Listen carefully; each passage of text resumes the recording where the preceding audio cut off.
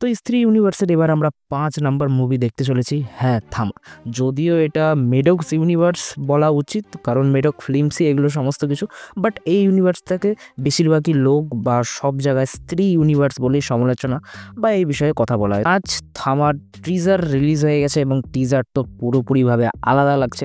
কেন জানি না, আমার ফিল লাইকস পুরোটা থিমটা আমার স্ট্রেঞ্জার থিংসের মতোই লাগছে। এর আগেও আমরা স্ত্রী 2 এর যে পোস্টার আমরা পুরোপুরিভাবে স্ট্রেঞ্জার থিংসের পোস্টারের কপি করতে দেখতে পারি। তো এবার আমরা এখানে পুরোপুরি একটু কালার গ্রেডিংও আমরা দেখতে পারি। তো এই মুভিতে কে হবে ভ্যাম্পায়ার, রশ্মিকা নাকি আয়ুষ্মান নাকি নওয়াজুদ্দিনের ক্যারেক্টার নাকি অন্য একজন হবে? এরা 3 জন গুড ভ্যাম্পায়ার হয়ে এসে ব্যাড ভ্যাম্পায়ারকে হারাবে। তো কী হবে স্টোরি, সেগুলো নিয়ে আলোচনা করবো। তো তার আগেই তুমি যদি চ্যানেলে নতুন হয়ে থাকো তাহলে এই চ্যানেলটিকে সাবস্ক্রাইব করে দিও, কারণ আমি আমার চ্যানেলে সমস্ত রকমের হাইপ হওয়া মুভিজ এবং সিরিজ নিয়ে ভিডিওস আনতে থাকি। সেগুলো নিয়ে নানা রকম থিওরি, স্টোরি কী হতে পারে না হতে পারে সেগুলো নিয়ে আলোচনা করি। তো এই চ্যানেলে যদি প্রথম হয়ে থাকো তাহলে চ্যানেলটিকে সাবস্ক্রাইব করে দিও, কারণ বাংলায় এমন কমই চ্যানেল রয়েছে যে সমস্ত সিনেমা এবং সিরিজ রিলেটেড ভিডিওস নিয়ে আসতে থাকে। যদিও আমিও হয়তো সমস্ত কিছু নিয়ে আসতে পারি না, কিন্তু যেগুলো খুবই টকিং অ্যাবাউট হচ্ছে, চারিদিকে আলোচিত হচ্ছে, খুব হাইপ ক্রিয়েট হচ্ছে, সেগুলো নিয়ে অবশ্যই আমি ভিডিও আনি। অনেক চ্যানেল বাংলাতেও রয়েছে যে সমস্ত দাদারা অনেক ভালো ভিডিও বানায়, বাট কিছু কিছু জিনিস যেগুলো তাদেরকে এত লোক ফলো করছে, এত লোক দেখছে, সেগুলো নিয়েও আলোচনা করা উচিত। যদিও এখানে কোনো ডিবেট নিয়ে আসা উচিত না, বাট অনেকে চায়, অনেকে দেখতে চায়, কারণ আমিও এক টাইমে ফলো করার চেষ্টা করতাম যে বাংলাতে এমন কোনো চ্যানেল নেই কেন, বাংলাতেও এমন একটা চ্যানেল বিল্ড আপ হওয়া উচিত। তো আই থিঙ্ক সেখান থেকেও অনেক কিছু দাঁড়াতে পারে বাংলায়। তো সেরকম কিছু একটা চেষ্টা করার আমি চেষ্টা করছি, কিছু চিন্তাভাবনা রয়েছে ভবিষ্যতের জন্য। তো যদি ভালো লাগে ভিডিওগুলো অবশ্যই সাপোর্ট করো সেই কাজগুলোর দিকে আমি, তাহলে কারণ তোমাদের একটা সাপোর্ট সেই সমস্ত কাজ করার দিকে আমাকে অনেকটা এগিয়ে নিয়ে যাবে। তো চলো আমরা ভিডিওর মধ্যে আসি আর রিভিউ করি থামার টিজার। তো টিজারটি এভাবেই শুরু হয় যে আয়ুষ্মানের যে ক্যারেক্টারটি আছে সেটি রাশ্মিকার ক্যারেক্টারকে বলে ওঠে 100 বছর তুমি আমার জন্য অপেক্ষা করতে পারবে। তো সেখানে আমরা রাশ্মিকারই ক্যারেক্টারের আমরা আরও একটা উত্তর পাই যে 100 বছর কেন, আমি একটুক্ষণও তোমাকে ছাড়া থাকতে পারবো না। তো এরকমই কিছু ডায়লগস দিয়ে শুরু হয়। সেখানে আমরা কিছু শর্টস দেখতে পারি এবং সেই শর্টসে যখন আমরা রাশ্মিকাকে দেখতে পাই, ঠিক আছে আমরা অন্যদিকে যাবো না, রাশ্মিকাকে যখন আমরা দেখতে পারি, তার রাশ্মিকার যদি তোমরা ড্রেসিং সেন্স ফলো করো তো সেখান থেকেই বোঝা যাচ্ছে যে কেমন একটা ওল্ড ভাইব আসছে বা ওল্ড জেনারেশনের জামা কাপড় সেখানে আমরা দেখতে পাচ্ছি। তো সেখান থেকে ফিল লাইক মনে হচ্ছে যে ডেফিনেটলি না হলেও যে রাশ্মিকা এই মুভিতে ভ্যাম্পায়ার হতে পারে, আর সে হয়তো 100 বছর অপেক্ষা করেছে। 100 বছর অপেক্ষা করেছে, সেই 100 বছর ধরেই সে এই পৃথিবীতে বসবাস করছে, সেই একটা ভ্যাম্পায়ার। তো যেহেতু সে 100 বছর আগেকার মানুষ, তো সেই সময়কার যে ড্রেস আপ, যে কালচার, সেই জিনিসটাকে সে হয়তো ফলো করে আসে, সেই জিনিসটা সে হয়তো ফলো করে আসে, সেটাই আমরা দেখতে পারবো। তাহলে যদি আমরা এদিকে আয়ুষ্মান খুরানার শর্টসটা দেখি, সেখানে আয়ুষ্মান খুরানা যেরকম ড্রেস আপ পরে থাকে, জাস্ট লাইক এখনকার জেনারেশনে আমরা যেরকম জামা কাপড় পরি বা বড় বড় শহরে যে সমস্ত ছেলেরা ফ্যাশন ফলো করে সেরকমই আমরা দেখতে পারি। আর এই মুভিটি বেস্ট হচ্ছে আই থিঙ্ক দিল্লিতে, যেহেতু আমরা এর আগে রেফারেন্স পেয়েছি স্ত্রী 2-তে যে বিজয়নগর নামের জায়গার ওপরে স্টোরিটা বেস্ট হবে। তো আই থিঙ্ক বিজয়নগর হয়তো সেই 100 বছর আগে ছিল বিজয়নগরের নামটা, এবং সেটা এখন ট্রান্সফর্ম হয়ে গেছে দিল্লিতে, শহর এলাকা হয়ে, লোক জনবসতি হয়ে। কারণ আমরা একটা শর্টসে দেখতে পারি যেখানে রাশ্মিকা আয়ুষ্মান খুরানাকে ধরে থাকে, সে হয়তো পড়ে যাবে কিন্তু ধরে থাকে। সেই শর্টসে যদি আমরা ভালো করে ক্লিয়ারেন্স দেই যে সেখানে লেখা আছে দিল্লি হাউস, তো আই থিঙ্ক এটা দিল্লি হয়ে গেছে। তো আমরা যেটা বিজয়নগরের যে আমরা রেফারেন্সটা পেয়েছিলাম সেটা হয়তো অনেক আগের রেফারেন্স, যেখানে হয়তো যে ওল্ড ভার্সনে যেখানে আয়ুষ্মান খুরানা এবং রাশ্মিকার যে ক্যারেক্টারটা ছিল তখন হয়তো সেই জায়গাটাকে বিজয়নগর বলা হতো, সেটা ট্রান্সফার হয়ে হয়তো দিল্লি হয়ে গেছে, বা হয়তো দিল্লিতে শ্যুট হলেও হয়তো আমরা দিল্লির মধ্যে হয়তো বিজয়নগর নামে কোনো জায়গা আমরা ফিল্মের ইউনিভার্সে দেখতে পারবো যেখানে স্টোরিটা বেস্ট হতো। সেটা তো আমরা মুভির ট্রেলার জানলে আই থিঙ্ক যদি কিছু রেফারেন্স পাওয়া যায় সেখান থেকে জানতে পারবো, নাহলে একেবারে আমরা মুভিতেই জানতে পারবো সেই বিষয়টি। তারপরে আমরা একটু ইন্টারেস্টিং শর্ট আমরা দেখতে পারবো, যে রেফারেন্সটা আমরা দেখতে পারবো যে হ্যাঁ আমরা কোন ইউনিভার্সের মুভিজ দেখছি। সত্যি বলতে গেলে এই ইউনিভার্স নিয়ে আমি একটু হলেও সিরিয়াস। এবার ইন্ডিয়াতে তো আমরা 2-3টা ইউনিভার্স দেখতেই পাচ্ছি। একটা এলসিইউ রিসেন্টলি কুলি সেটার জন্য প্রচণ্ড ডিসঅ্যাপয়েন্টেড করেছে। আই থিঙ্ক সেটা বলাও ভুল হবে, কারণ কুলি তো কানেক্টেডই না। ডিসঅ্যাপয়েন্টেড এর জন্য যে ভেবেছিলাম হয়তো কুলি এলসিইউর সাথে কানেক্টেড হবে বা আমরা কিছু রেফারেন্স পাবো। তো আমরা আমরা এটা ভুলে যাচ্ছি যে একটা ডিরেক্টর খালি একটা ইউনিভার্স নিয়ে মুভি বানায় না, তার আদার্স মুভিও হতে থাকে। তো যাই হোক, সেটা লোকেশের কোনো দোষ নেই, দোষ আমাদেরই যে আমরা বেশি হাইলি এক্সপেকটেশন রেখেছি, তার জন্যই আমাদের এতটা মন খারাপ হয়েছে কুলিটা দেখার পর।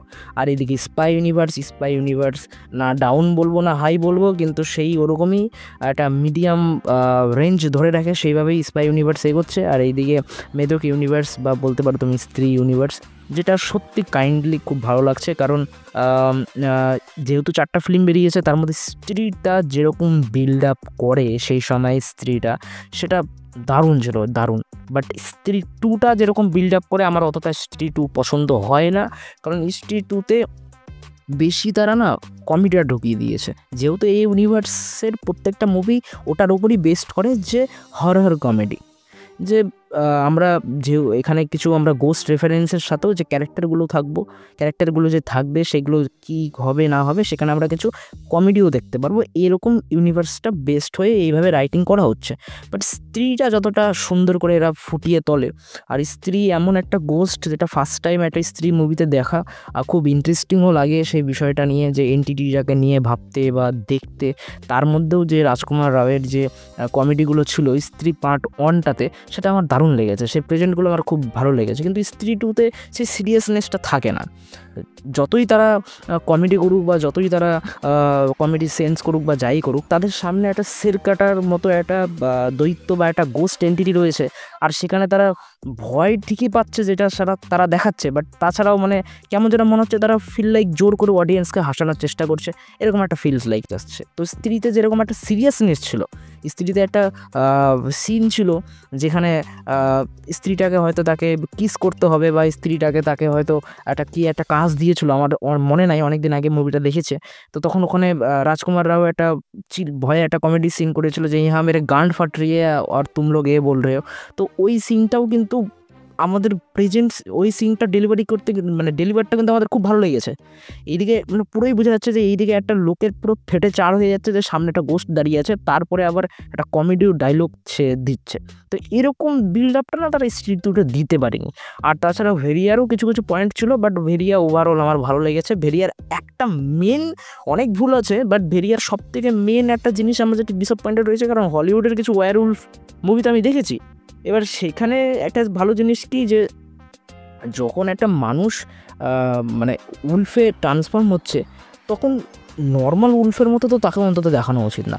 তাকে তার একটু শরীরটা যাতে বড় সড়ো হয়, বা সে অন্তত মানুষের মতো হাঁটতে না পারলেও তাকে বড় আকারের যদি একটা উলফ দেখানো হতো ভেরিয়াতে। বরুণ ধাওয়ানের যে ক্যারেক্টার আছে, সে যখন উলফে কনভার্ট হচ্ছে বা মানে উলফে যখন ট্রান্সফর্ম হচ্ছে, তখন তাকে নর্মাল যে সাইজটা থাকে একটা উলফের বা ভেরিয়ার, তো সেই সাইজটাই দেওয়া হচ্ছে। সে সেখানে চলতে না পারুক, হাঁটতে না পারুক, তাকে যদি একটা বড় সাইজ দেওয়া হতো, যেহেতু একটা মানুষ হচ্ছে ট্রান্সফর্ম, তো বেটার হতো। তো আই থিঙ্ক এখন সামনের ইউনিভার্সে যদি ওটাকে ঠিক করে, তো সেটা খুব ভালো হবে, দেখতে মজা আসবে। তাছাড়া আমি মেন জিনিসে থামাতে ফিরে আসি, যেখানে ছিলাম। হ্যাঁ, আমরা তারপরে একটা জঙ্গলের আমরা সিন দেখতে পারি, যেখানে আয়ুষ্মান খুরানাকে কোনো একটা লেডি ক্যারেক্টার নিয়ে যাচ্ছে, যেটা আমরা এই ইউনিভার্সের যেটা প্রেজেন্ট, যে হ্যাঁ এই ইউনিভার্সের কিছু সুপার ন্যাচারাল পাওয়ার্স আমরা দেখতে পারি, যেটা আমরা দেখতেই পারি যে একটা কিছু সুপার থিং সে তাকে স্পিডে গাছের উপর দিয়ে জাম্প করে করে করে করে আয়ুষ্মানের ক্যারেক্টারের বডিটাকে নিয়ে যাচ্ছে। সেটা যদিও যতটা স্কিপ করে দেখা যায়, আমি দেখার চেষ্টা করলাম, তো সেটা বেশিরভাগ চান্স এটাই হবে যে সেটা রাশ্মিকাই হবে। তাছাড়া যদি অন্য ক্যারেক্টার হয়, তো মুভিতে আরও ইন্টারেস্টিং জিনিস আসতে পারে। তারপরে যে সিনটার কথা বললাম, যেখানে রাশ্মিকা আয়ুষ্মান খুরানাকে ধরে ঝুলে থাকে, সেখানে আমরা যেহেতু রেফারেন্স পেলাম যে হ্যাঁ এটা দিল্লির উপর বেস্ট হচ্ছে, তো সেই সিনটা দেখেও বোঝা যায় যে একটা নর্মালি যদি আমরা সেরকম রেফারেন্স যদি না হয়, সেটা যদি মুভির কোনো খারাপ পার্ট না হয়, তো বেসিক্যালি ধরতে গেলে একটা মেয়ে মানুষ একটা ভালো একটা ওয়েটের একটা মানুষকে এইভাবে ঝুলে ধরে রেখেছে, আর তার মুখের সেরকম কোনো আমরা এক্সপ্রেশনও দেখতে পাই না যে সে খুব কষ্ট করে ধরে আছে, আর তাদের মধ্যে আবার আই কন্ট্যাক্ট হচ্ছে। তো সেখান থেকেই বোঝা যাচ্ছে যে হ্যাঁ এখানে আমরা কনফার্ম হতে পারি যে রাশ্মিকা ভ্যাম্পায়ার কনফার্ম টাইম মুভিতে। পর আমরা আরও কিছু সিনস দেখতে পারি, যে একটা আমরা ক্যারেক্টার্স দেখতে পারি যাকে শিকল দিয়ে বেঁধে রাখা হয়েছে উইথ সামস ম্যাজিক্যাল ওয়েবস বগেরা, তুমি ধরতে পারো কোনো মন্ত্রতন্ত্র দিয়ে তাকে ওরকম করে ধরে রাখা হয়েছে। আর যতটা ভয়েস দিয়ে যতটা যেটা জানতে পারলাম আই থিঙ্ক সেটা নওয়াজউদ্দিন সিদ্দিকীরই ক্যারেক্টার হবে। তো আই থিঙ্ক সে যদি প্রবাবলি ভিলেন হয়ে থাকে তাহলে হয়তো তাকে ধরে রেখেছে।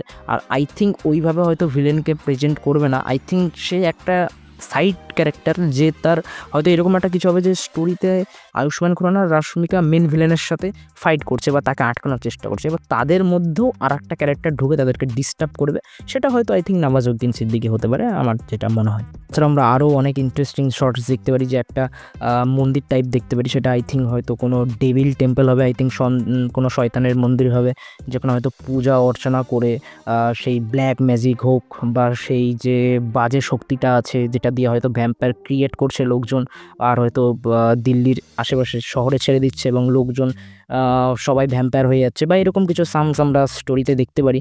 এবং সেখানে আমরা দেখতে পারি সেখানে একটা সেখানে একটা রীতিনীতি হিসেবে নাচ গান হচ্ছে, সেখানে আমরা হয়তো সামথিং দুর্গা মায়ের কোনো কসপ্লে ডান্স আমরা দেখতে পারি। এখন সেটা পুরোপুরিভাবে সেই ঠাকুরকেই রেফারেন্স করা হচ্ছে নাকি সেটা তো আমরা মুভিতেই জানতে পারবো। আর তাছাড়াও আমরা দেখতে পারি তারা কিছু একটা যজ্ঞ করে হয়তো কোনো কিছু একটা ম্যাজিক্যালি কোনো একটা জিনিসকে হয়তো জাগানোর চেষ্টা করছে, যে দিয়েও আমরা জাগানোর চেষ্টা করছে। কারণ আমার মনে হলো যে মন্দিরের ওপরে একটা মুন্ডু টাইপ আমরা দেখতে পারি, একটা দানবের মুখের টাইপ, তার চোখ ফট করে জ্বলে উঠলো এবং মন্দিরের মুখের যে এন্ট্রান্সটা আছে সেখান থেকে একটা ম্যাজিক্যাল জিনিস বা একটা ম্যাজিক্যাল ওয়েভ মাটি থেকে ফেটে উঠছে এবং সেটা একদম এক্সিট হয়ে বেরিয়ে গেল, এরকম একটা জিনিস হয়তো আমরা দেখতে পারি। বা হয়তো মুভির যে মেন ভিলেন থাকবে সে হয়তো পুরোপুরি পাওয়ার বা পুরোপুরি ফুললি ফর্মে আসার জন্য হয়তো সেই যজ্ঞ মন্ত্র করে সে পাওয়ারগুলো তার মধ্যে নিচ্ছে, এরকম আমরা একটা সিন দেখতে পারি। বা আমরা আদার্সও আরও সিনে দেখতে পাচ্ছি যে আয়ুষ্মান খুরানাকে সেখানে ধরে নিয়ে আসা হয়েছে, বা রাশমিকাকেও আমরা সেরকম একটা শর্টসে দেখতে পারি। তো হয়তো এরকম কিছু একটা হয়েছে যে রাশমিকার কাছে পাওয়ার আছে, আয়ুষ্মান খুরানা পরে পাওয়ার পাবে। যে ওই যে 100 বছর বলেছিলাম, আই থিঙ্ক আয়ুষ্মান খুরানা হয়তো 100 বছর আগে কিছু একটা সামস রিজনের জন্য মারা যায়, আর হয়তো সেখানে কিছু একটা বচন টাইপ দেয় যে আমি আবার আসবো 100 বছর পর। এটাও হতে পারে, কারণ আমরা একটা শর্টসে দেখতে পারি যে রাশমিকা আয়ুষ্মান খুরানার মাথা কোলে নিয়ে কাঁদছে, এরকমও হতে পারে। বা হয়তো আয়ুষ্মান খুরানার কিছু একটা হিন্দিতে কী বলে সার বা অভিশাপ লেগে যায়, যার জন্য সে 100 বছর পরে আসবে, এই 100 বছরের মধ্যে সে থাকতে পারবে না রাশমিকার ক্যারেক্টারের সাথে। তো অনেক কিছু হতে পারে। টিজারেই প্রেডিক্টিভিটি অনেকটা চলে আসে, ট্রেলার বেরোলে হয়তো আমরা সেটার ভালোভাবে কনফার্মেশনটা পেয়ে যাব। আমরা ট্রেলারের অনেক ফাস্ট ফরওয়ার্ড কাটের মধ্যে আমরা অনেকগুলো সিনস দেখতে পারবো, যে একটা গাড়ির মধ্যে একটা মেয়ের নখ বেরোচ্ছে, আই থিঙ্ক এটা ভ্যাম্পায়ারের অবশ্যই। আয়ুষ্মান খুরানা বেডে শুয়ে রয়েছে, সে তরপাচ্ছে, আই থিঙ্ক সেটা শক্তি ট্রান্সফর্ম হচ্ছে তার মধ্যে, সেটার হয়তো একটা সিন হতে পারে। তাছাড়াও আমরা আর একটা শর্টস দেখতে পারি যেখানে রাশমিকা এবং আয়ুষ্মান খুরানা একে অপরের দিকে তাকিয়ে আছে এবং আয়ুষ্মান খুরানা একদম জাস্ট অবাক হয়ে তাকিয়ে আছে, মানে দেখেই বুঝে যাচ্ছে সেটা একটা রিয়েলাইজেশন সিন, সেখানে হয়তো তার কিছু রিয়েলাইজেশন হচ্ছে বা ফ্ল্যাশব্যাক আসছে। তো সেখানে হয়তো আয়ুষ্মান খুরানার ক্যারেক্টার হয়তো রাশমিকাকে মনে করতে পেরে যাবে, হয়তো আমরা এখানে একটা পুনর্জন্মের কিছু একটা স্টোরি বা কাহিনী আমরা এখানে দেখতে পারবো।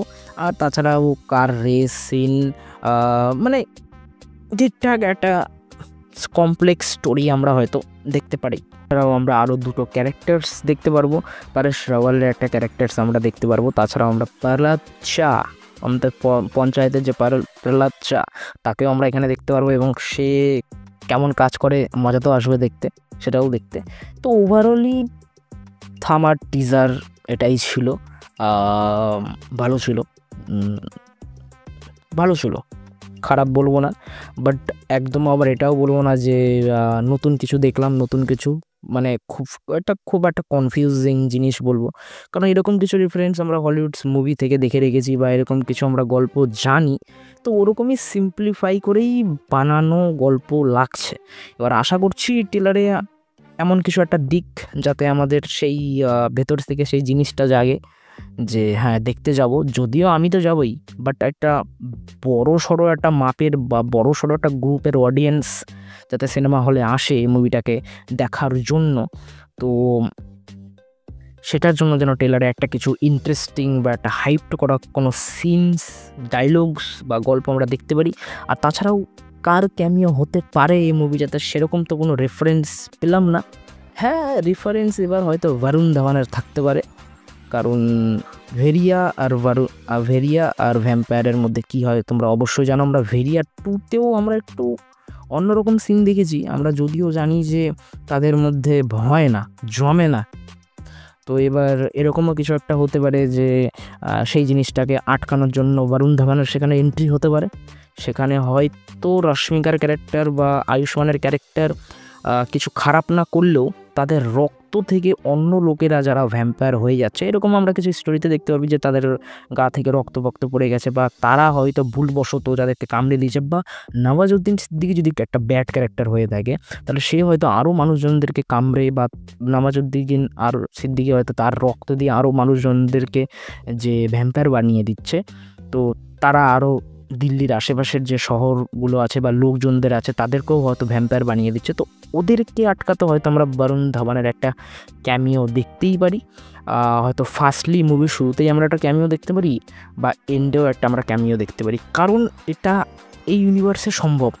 কারণ এই ইউনিভার্সের এই জিনিসটা খুব সুন্দর লাগে। কারণ আমরা যখন ভেরিয়ার পোস্ট ক্রেডিট সিন দেখি যেখানে রাজকুমার রাও আসে, সেইটাই কিন্তু স্ত্রী 2 এর মিডের দিকে, যেটা কিন্তু দেখতে খুবই ভালো লাগে। সাধারণত আমরা পোস্ট ক্রেডিট সিন কানেক্টেড আমরা শেষে দেখি পোস্ট ক্রেডিট সিন, সেখান থেকে একটা নতুন গল্প শুরু হয়। বাট এবার আমরা কিন্তু ভেরিয়া 2তে আমরা যখন লাস্টে রাজকুমার রাওকে দেখেছিলাম, সেটা সেই টাইম লাইনটা কিন্তু স্ত্রী 2 এর গল্পের মাঝখানে। তো এরকম হতে পারে যে যেহেতু সেই স্ত্রী 2 এর লাস্টে বলে বরুণ ধাওয়ান সেই কথাগুলো, তো হয়তো সেখান থেকে সেই টিমকে নিয়ে তারা থামার মুভির শুরুতেই আসতে পারে। একটা শুরুতেই আমরা একটা অ্যাকশন সিকোয়েন্স দেখতে পারি, বা হয়তো তারা আস্তে আস্তেই আমাদের থামার ফাইট সিকোয়েন্স চলে আসবে বা ক্লাইম্যাক্স সিন চলে আসবে, সেখানে আমরা তাদেরকে দেখতে পারি। মন তো বলছে একটা ক্যামিও হবে, কারণ আশেপাশের যে অবস্থা সব ডিরেক্টর চাচ্ছে যে আমার একটা ক্যামিও হোক। আর এই ইউনিভার্সটা সত্যি একটু হলেও ফেমাস, আমি দেখেছি স্ত্রী 2 এর ক্রেজটা দেখে। যদিও স্ত্রী 2 সেই জিনিসটাকে ধরে রাখতে পারিনি, বাট স্ত্রীর প্রচণ্ড একটা ফ্যান ফলোয়িং ছিল, যার জন্য স্ত্রী 2 এর সময় সত্যি স্ত্রী 2 যদিও কামিয়ে ফেলেছে, তারা টাকা পয়সা উঠিয়ে নিয়েছে, বাট সেই জিনিসটা ধরে রাখতে পারিনি যেটা স্ত্রী ধরে রেখেছিল। তো আই থিঙ্ক লোকজন এখনও ইন্টারেস্ট হয়ে আছে এই মুভির জন্য। আর এই মুভিতে আমরা একটু ভালো হালকা সাইডলি লাভ স্টোরিও আমরা দেখতে পারবো, কারণ এর আগে একটা টাইটেল টিজার বেরিয়েছিল একটা গানের, অরিজিৎ সিংয়ের, যেটা গানটা যা ছিল সেই আমি ভেবেছিলাম এই টিজারটাও হয়তো সেটা দিয়েই শুরু করবে, বাট এখানে একটু অন্যরকম আমরা মিউজিক পাই, যেটাও খুব সুন্দর, যেটাও প্রায় টাচ করে নেয়। হয়তো ফুললি সং বা ফুললি থিম আমরা যখন মুভিতে দেখবো তখন হয়তো আরও ভালোভাবে টাচ করে দেবে। সো এটাই ছিল আমার থামা টিজার নিয়ে আলোচনা বা এক্সপিরিয়েন্স। তোমাদের কি কেমন লাগলো, বা তোমাদের অনুসারে বা কী হতে পারে স্টোরি প্রেডিক্টিভিটি, তোমরা অবশ্যই কমেন্ট বক্সে জানাতে পারো। আর ভিডিও যদি এত দূর দেখে থাকো তাহলে অবশ্যই আই থিঙ্ক একটু হলেও ভালো লেগেছে, তাহলে ভিডিওটাকে শেয়ার করে দাও, লাইক করে দাও, কী ভালো লাগলো না লাগলো কমেন্টে জানাই দাও, আর বন্ধু বান্ধবদের সাথে চ্যানেলটাকে শেয়ার করে দিও। তো আমি শুভ্র, তোমরা দেখছো শুভ্র ভিউ, আসছি শীঘ্রই নেক্সট ভিডিওতে।